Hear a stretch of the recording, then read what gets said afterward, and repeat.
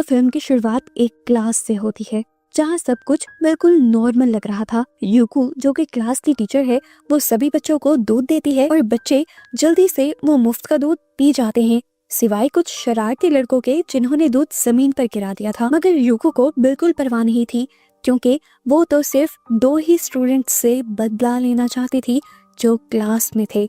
असल में उसने दूध में कुछ मिलाया हुआ था। उसने देखा जब वो दोनों स्टूडेंट अपना सारा दूध पी रहे थे तो वो बहुत ज्यादा रिलैक्स हो गई। फिर वो आहिस्ता से वापस अपनी जगह पर चली गई और आहिस्ता से यूको ने अपने स्टूडेंट्स को बताया कि ये उनकी आखिरी क्लास है। बेल बजते ही वो हमेशा के लिए रिजाइन दे देंगी। स्टूडेंट्स का तो खुशी का ठिकाना नहीं रहता और वो जोर जोर से चिल्लाने लग जाते हैं। उन्हें लग रहा था कि उन्होंने ही यूको को तंग कर करके भगा दिया। वो तो बहुत खुश थे। यूको भी उदास नहीं थी। इस सारे रिएक्शन के बारे में उसे पहले से ही पता था। अब वो आगे बढ़कर क्लास का दरवाजा बंद कर देती है ताकि इनका शोर दूसरी क्लासेस को तंग ना करे। लेकिन असल वजह ये नहीं थी दरवाजा बंद करने की। असल वजह थी अब जो वो बच्चों से कहना चाह रही थी वो नहीं चाहती थी कि बाहर का कोई इंसान ये बात सुन ले। उन्होंने बोर्ड पर बड़ा सा लिखा फेट यानी किस्मत। चौक की आवाज इतनी ज्यादा थी कि पूरी क्लास एकदम से चौक की आवाज सुनकर चुप हो गई। यूको अब स्टेज से उतरी और उसने अपना आखिरी सबक देना शुरू किया। वो सबको बताती है कि मैं आज आप लोगों को बताऊंगी कि जिंदगी का मकसद क्या होता है। ये कॉन्सेप्ट समझाने के लिए वो अपनी ही जिंदगी की कहानी सुनाना शुरू करती हैं और बताती हैं कि जब मेरी शादी हुई तो थोड़े ही अरसे बाद मुझे पता चला कि मेरे हस्बैंड मुझे चीट कर रहे थे और इसी वजह से उन्हें एड्स हो चुका था। जिस टाइम यूको को ये बात पता चली तब वो प्रेग्नेंट हो चुकी थी। शादी तो इस वजह से टूट गई लेकिन यूको ने फिर भी अपनी बेटी को जन्म दिया। जैसे ही उसके ये लफ्ज खत्म हुए यूको के सबसे पास बैठी लड़की ने फौरन अपनी सांसें रोक ली। उसे डर था कि कहीं HIV वायरस हवा से ही उस तक न आ जाए। पीछे बैठी हुई लड़की तो उसे बुरा भला कहने लगी और उसने कहा कि टीचर और उनकी बेटी को फौरन स्कूल से बाहर निकल जाना चाहिए। तब यूको ने उन्हें समझाया कि HIV हवा से नहीं फैलता, यहाँ तक के नॉर्मल हाथ मिलाने से भी बीमारी लगने का कोई खतरा नहीं होता। वो बताती है कि मेरी भी किस्मत अच्छी थी, मैं खुद भी एड्स से बच गई और इस तरह मेरी बेटी भी एड्स का शिकार नहीं हुई। बस ये सुनकर तो स्टूडेंट्स सुकून का सांस लेते हैं, पर यूको अगले पल जो बात कहती है उससे सबके होश उड़ जाते हैं। वो बताती है कि मेरी बेटी कुछ महीने पहले मर चुकी थी मगर उसकी मौत की वजह एड्स नहीं थी, वो स्कूल के बंद पड़े स्विमिंग पूल में डूब गई थी। वो बताते हैं कि पुलिस इन्वेस्टिगेशन भी हुई।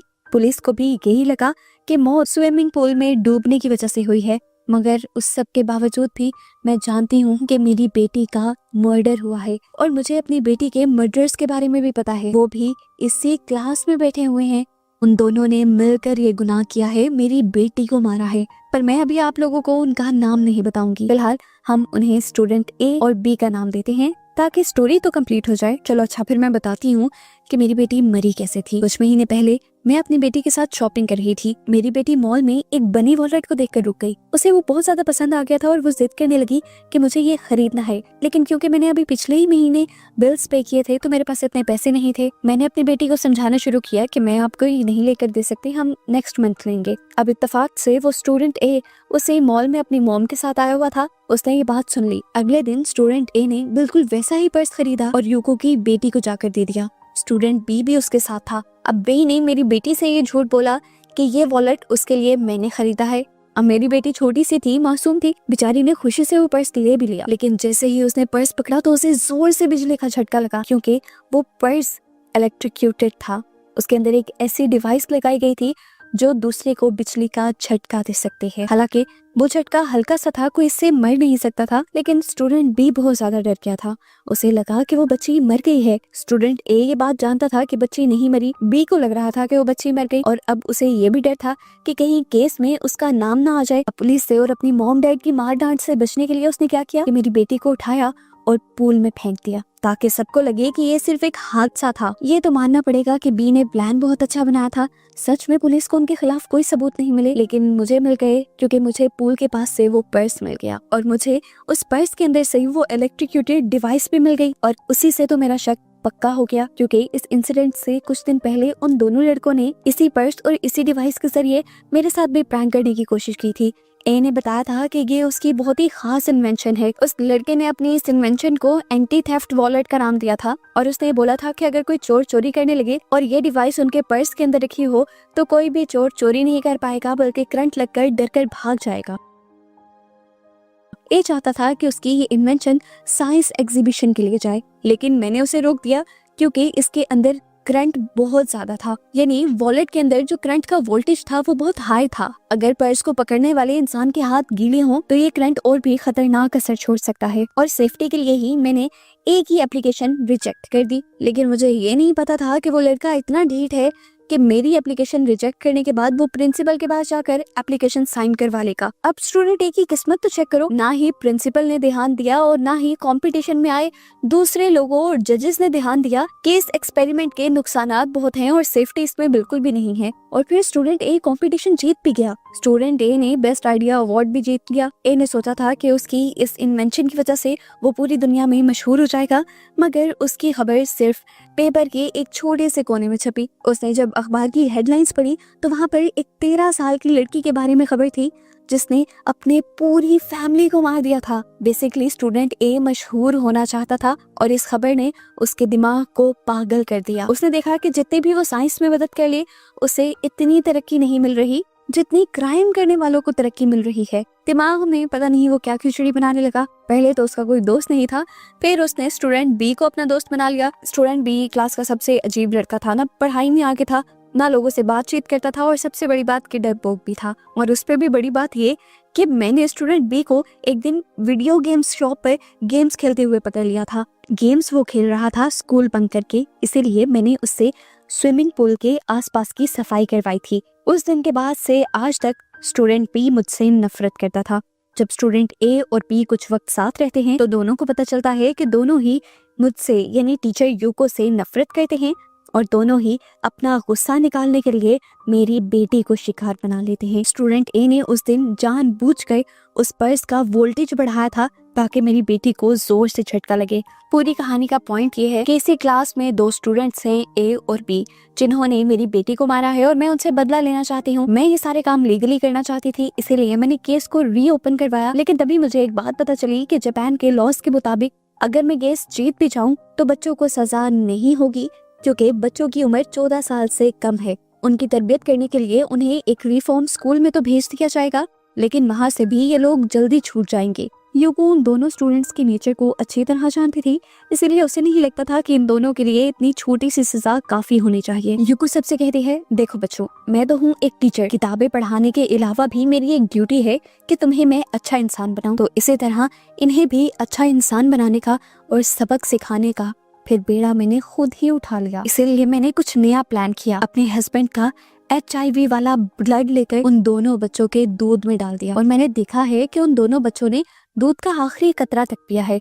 अब जल्द ही ये दोनों HIV का शिकार हो जाएंगे और इन्हें एड्स हो जाएगा। पूरी क्लास समझ गई थी कि मिस यूको किसकी बात कर रही थी। क्लास में इन्वेंशन करने वाला एक ही बच्चा था और उसका दोस्त भी सबको पता था। मैडम यूको अभी भी उनका नाम नहीं लेती और कहती हैं कि वो दोनों बच्चे याद से 3 महीने बाद अपना ब्लड टेस्ट करवा लेना। HIV वायरस को मैच्योर होने के लिए 2 से 12 महीने लगते हैं। तब तक उनके पास अपनी बुरी हरकतों को सोचने के लिए और उन बुरे कामों पर माफी मांगने के लिए बहुत वक्त होगा। यूको ये बात कहती ही है कि बेल बज जाती है और यूको की आखिरी क्लास खत्म हो जाती है। क्लास खत्म हो गई थी, लेकिन यूको के बदले की तो शुरुआत अब हुई थी। नया सेमेस्टर भी कुछ ही दिन बाद शुरू हो जाता है। क्लास में एक नया टीचर आ जाते हैं। ये टीचर बहुत ही ज्यादा यंग था और यूको से उलट वो जल्द ही बच्चों के साथ घुल मिल जाता है। टीचर नोटिस करता है कि स्कूल में सभी बच्चे रेगुलर आ रहे थे, सबका बिहेवियर भी नॉर्मल था, लेकिन एक बच्चा कॉन्टिन्यूस छुट्टियों पर था। बच्चे बताते हैं कि उसका नाम नाओकी है और वो बहुत ज्यादा स्ट्रेस में है, इसी वजह से वो स्कूल नहीं आता। टीचर को ये चीज काफी अजीब लगती है और वो बच्चों को समझाते हैं कि हमें अपने साथियों का हर तरह से ध्यान रखना चाहिए। इसीलिए वो सब बच्चों से प्रेयर के नोट लिखवाते हैं और नाओकी के घर चले जाते हैं। इन्होंने ये काम एक मर्तबा नहीं किया था। टीचर और क्लास के मॉनिटर अब हर हफ्ते नाओकी के घर जाने लगे थे ताकि उसके अंदर भी हौसला आए और वो स्कूल वापस आने लग जाए। हर मर्तबा वो नाओकी से मिलने की कोशिश करते थे, पर नाओकी की मॉम कुछ न कुछ कहकर उन्हें टाल देती थी। ना ही वो नाओकी को इनसे मिलने देती थी और ना ही खुद कुछ बताती थी कि उसके साथ क्या हुआ है। हम देखते हैं कि यूको की आखिरी क्लास के बाद वो बिल्कुल बदल चुका था। हमेशा वो अपने आप को कमरे में बंद करके रखता था। जिस जिस चीज को वो छूता था उस चीज को वो 100 बार धोता था, लेकिन उस सब के बावजूद भी वो नहाता नहीं था। नाओकी को इस हाल में देखकर उसकी मॉम बहुत ज्यादा परेशान रहने लगी थी। उनसे अपना ये गंदा बेटा नहीं देखा जा रहा था, इसलिए एक दिन वो नाओकी को नींद की गोलियां दे देती हैं और उसके सोते ही वो उसके बाल काटती हैं, नाखून काटती हैं और उसे अच्छी तरह नहलाकर साफ सुथरे कपड़े पहना देती हैं। जैसे ही नाओकी नींद से उठता है तो जोर जोर से चिल्लाने लग जाता है। उसकी जिस्म की बदबू गायब हो चुकी थी, उसके बाल ठीक से कटे हुए थे, उसका कमरा बहुत ज्यादा साफ था। वो अब पागल होने लगा था। वो जोर जोर से चिल्लाता है, अपने कमरे की चीजें तोड़ देता है और नाओकी की मॉम को समझ नहीं आता कि वो ऐसा क्यों कर रहा है। अब नाओकी की मॉम को लगने लगा था कि जब जब उसके स्कूल से कोई भी टीचर या बच्चा घर आता है तब तब नाओकी के गुस्से के अटैक्स और भी ज्यादा बढ़ जाते हैं। इसीलिए वो टीचर और हर स्टूडेंट को अपने घर आने से मना कर देती है। लेकिन इस सब के बावजूद भी नाओकी की मॉम को जानना था कि आखिर वो इन नोट्स से इतना डरता क्यों है। वो सारे नोट्स को अपने सामने रखती हैं और ये देखकर हैरान हो जाती हैं कि सभी नोट्स के पहले पहले वर्ड्स को मिलाने पर ये बनता था द मर्डरर डाई, कि कातिल मर जाए। ये सब क्या था? नाओकी की मॉम को जब कुछ भी समझ नहीं आता तो वो भागकर अपने बेटे के पास जाती है सच्चाई जानने के लिए। नाओकी इस मर्तबा अपनी मॉम से कुछ नहीं छुपाता और यूको की बेटी के मर्डर का सारा वाकया उसे बता देता है। वो ये भी कन्फेस करता है कि जैसे ही मैंने यूको की बेटी को उठाया था पूल में फेंकने के लिए तभी उसे होश आ गया था। मुझे भी ये बात पता चल गई थी कि वो जिंदा है, पर मुझे डर था कि वो लड़की मेरे बारे में सबको बता देगी, इसीलिए मैंने उसे पूल में फेंक दिया और उस लड़की का मर्डर मैंने ही किया है। मुझे लगता था कि अगर मैं ऐसा नहीं करूंगा तो मेरा एक दोस्त भी मुझे डरपोक समझेगा। मैं सिर्फ अपने आप को कूल दिखाना चाहता था और इसीलिए मैंने सब किया। उसकी मॉम सच्चाई सुनकर इस तरह हो गई थी जैसे आसमान उनके सर पर टूट गया हो। वो डरकर जमीन पर ही गिर जाती हैं। उन्हें इस बात का यकीन नहीं आ रहा था कि उनका बेटा जो अभी तक 12 साल का नहीं हुआ था वो एक मर्डरर था, एक किलर था, खूनी था। नाओकी उसे अपनी सिचुएशन समझाने की कोशिश भी करता है पर मॉम उसे छोड़कर चली जाती हैं। कुछ दिन तो ऐसे ही स्ट्रेस में गुजरते हैं, जिसके बाद वो फैसला कर लेती हैं कि वो अपने साथ साथ अपने इस बेटे को भी मार देंगी जो इस सोसाइटी में बुराई फैला रहा है। वो अपने हस्बैंड के लिए एक नोट लिखती हैं, जिसके बाद वो चाकू लिए अपने बेटे के कमरे में चले जाते हैं। रूटीन के मुताबिक अपने बेटे को गले लगाकर वो प्यार भरी बातें करती हैं और फिर चुपके से उसके चेस्ट के अंदर अपना चाकू स्टैब कर देती हैं। लेकिन ये चाकू पूरी तरह उसके चेस्ट के अंदर नहीं गया था। नाओकी को ये देखकर गुस्सा आ गया कि उसे की मॉम उसे मारना चाहती थी। गुस्से से वो पागल होने लगा और उसने वही चाकू अपनी बॉडी से निकालकर अपनी माँ के ऊपर ही हमला कर दिया, यहाँ तक कि उसकी मॉम मर गई। इस गुस्से वाले अटैक के बाद जैसे ही नाओकी को होश आया तो ये देखकर वो और भी ज्यादा अपसेट हो गया कि उसने अब अपनी मॉम का ही मर्डर कर दिया था। वो एक नहीं बल्कि दो लोगों को मारने के गिल्ट में आ चुका था। दूसरी तरफ वेटनाबे जिसने एंटी थेफ्ट वॉलेट बनाया था वो भी मुश्किल में था क्योंकि वेटनाबे पर HIV होने का शक था। क्लास वाले हमेशा उसे तंग करते रहते थे, लेकिन इस सब के बावजूद वेटनाबे उनसे कोई बदतमीजी नहीं करता था। एक दिन जब वो इन सारी चीजों से तंग आ गया तो गुस्से में आकर उसने अपनी एक फिंगर काटी और उसमें से निकलने वाले ब्लड को दिखाकर वो दूसरे बच्चों को डराने लगा कि अगर तुमने अब मुझे तंग किया तो मैं ये ब्लड तुम्हें लगा दूंगा और तुम्हें भी HIV से इन्फेक्टेड कर दूंगा। ये देखते हुए मुनीटर भी वेटनाबे का साथ देती है तो बच्चे मुनीटर को भी बुली करने लग जाते हैं और जबरदस्ती वेटनाबे के साथ उसकी किस करवाते हैं ताकि वो इन्फेक्टेड हो जाए। आज तो मुनीटर भी परेशान हो गई थी, लेकिन जब वो घर जाने लगी तो रास्ते में उसे वेटनाबे ने रोक लिया। वो उसे अपनी HIV रिपोर्ट दिखाता है जो कि नेगेटिव थी। वो बताता है कि मुझे एड्स नहीं हुआ था, इसलिए तुम भी बेफिक्र रहो, तुम्हें भी कुछ नहीं होगा। इन दोनों के दरमियान में यहाँ पर बातें होने लग जाती हैं और मुनीटर वेटनाबे से पूछ ही लेती है कि आखिर तुमने वो सब क्यों किया था। वेटनाबे अपनी कहानी शुरू करता है और बताता है कि मेरी मॉम एक बहुत ही बड़ी साइंटिस्ट थी, लेकिन उन्होंने जिस आदमी से यानी मेरे डैड से शादी की उनका IQ बहुत ही ज्यादा कम था। वो अपनी रिसर्च की बातें मेरे डैड से नहीं कर पाती थी और फिर इसी सब के दौरान मैं भी पैदा हो गया और मेरी वजह से मेरी मॉम को अपनी सारी रिसर्च छोड़नी पड़ी।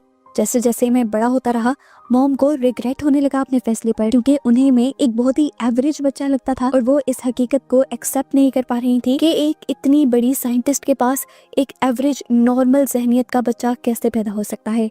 इसी वजह से मेरी मॉम को मुझसे ही नफरत होने लगी। उन्हें ये भी लगने लगा कि मुझे पैदा कर कर उन्होंने अपना सारा करियर छोड़ दिया है जिसकी उनको जरूरत भी नहीं थी।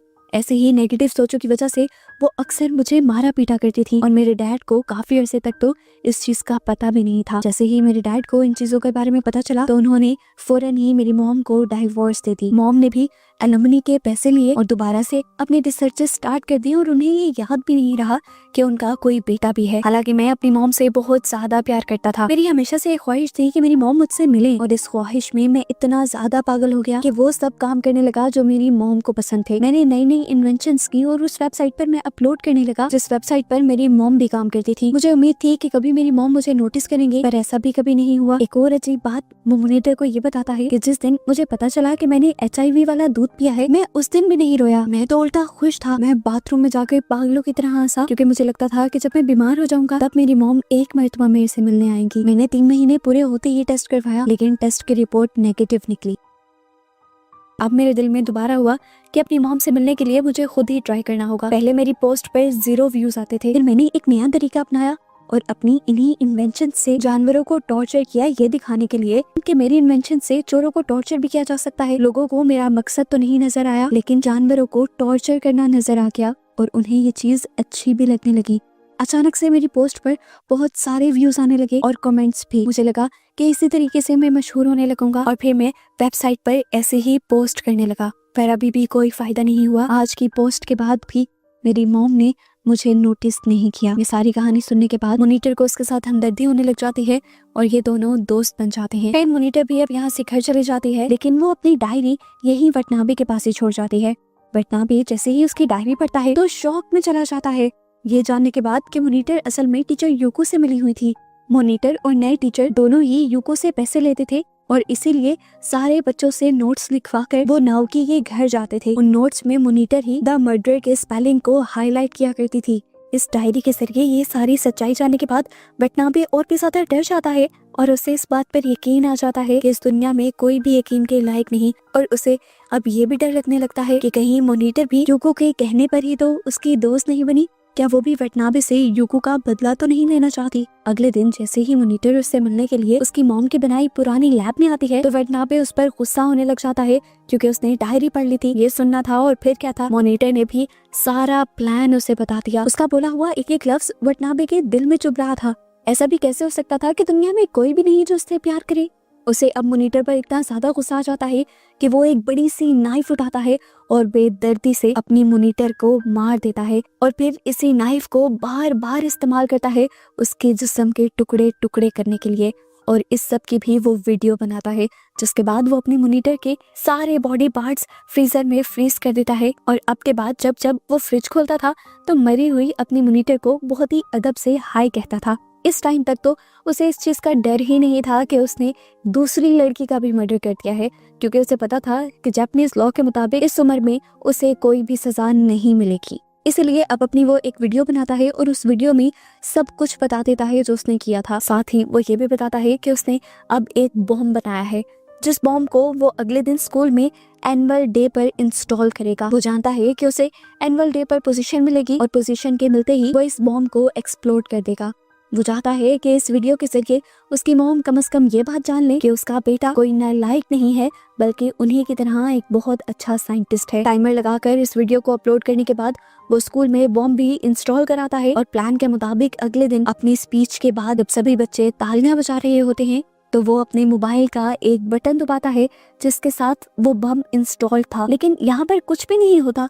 ये देखकर वो परेशान हो जाता है और ऑडिटोरियम से बाहर आ जाता है और यहीं पर उसे यूको मिलती है। यूको उसके हर हरकत पर नजर रखती थी। वो उसके वेबसाइट पे पोस्ट किए हुए सभी ब्लॉग्स भी पढ़ती थी और सारी वीडियोस भी दिखती थी और उन्हीं से यूको को पता चला था कि अगले दिन वो स्कूल में बम इंस्टॉल करने वाला है।